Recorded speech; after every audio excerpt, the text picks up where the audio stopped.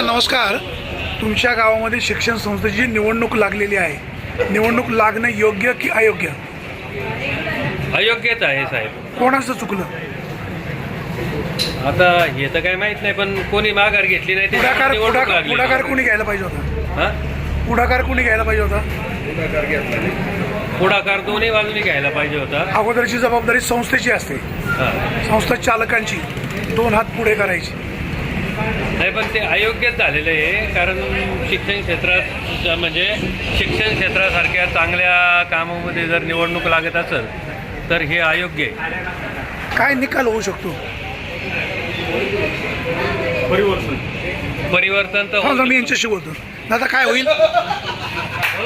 दादा काय निकाल लागेल? दादा काय होऊ शकतं? नाही, आपल्याला नाही सांगता येणार. मगाशी परिवर्तन म्हणाले.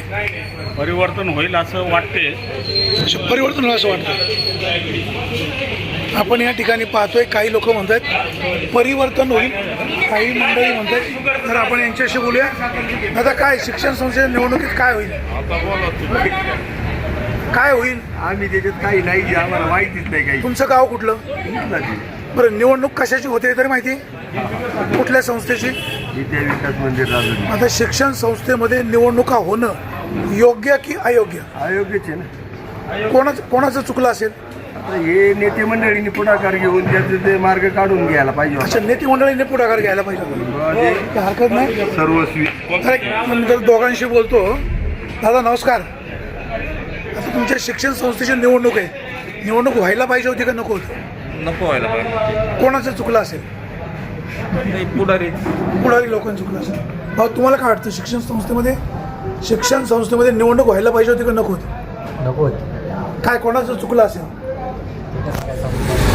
सांगू शकत नाही. आपल्यासोबत जरा इथे लॉन्ड्रीवाले आहेत किंवा ही पोरं आहेत, जरा यांच्याशी बोलूया. गप्पा तर मारलेच पाहिजे. तुमच्या गावामध्ये शिक्षण संस्थेची निवडणूक होते. निवडणूक व्हायला पाहिजे होती का नको होती? निवडणूक व्हायला पाहिजे होती का नको होती? नव्हती.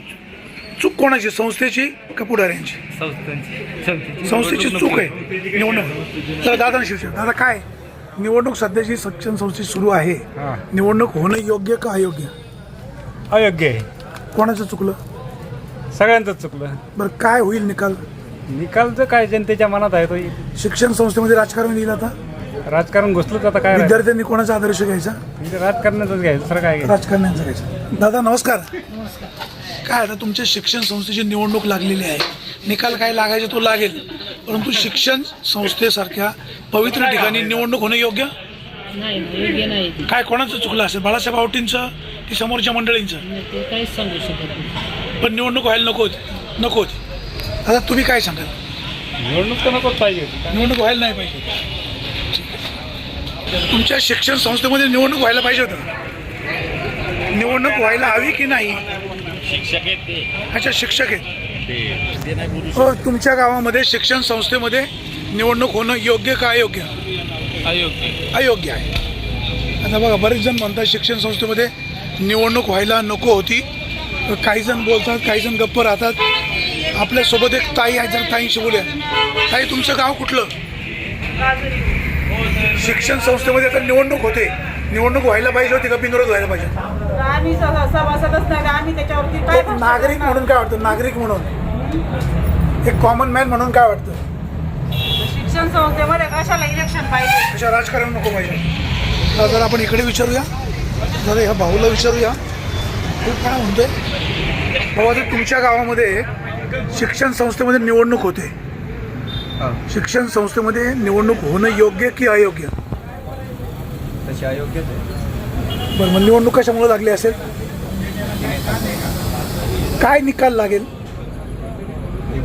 परिवर्तन होईल की सत्ताधारी मंडळी सत्तेवर येईल? म्हणजे माहिती नाही का बोलायचं नाही? माहिती नाही आणि असं माहीत नाही.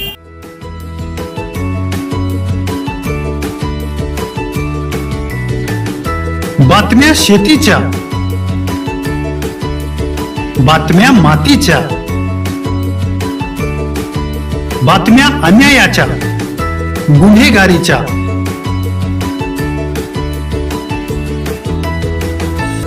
राजकारणाच्या आणि समाजकारणाच्या शोषणाविरुद्ध बुलंद आवाज, जनसामान्यांच्या हुंकाराची गाज, सत्कार्याला प्रोत्साहन, दुष्कृत्याला अनुशासन, निर्भीड, निस्पृह, सडेतोड, बेधडक आणि रोखटोक म्हणजेच विघ्नहर टाइम्स. शोध बातमीचा, ध्यास सत्याचा. आपलं चॅनल, आपली बातमी. सबस्क्राईब तर कराच, पण बेल आयकॉनवर क्लिक करायलाही विसरू नका.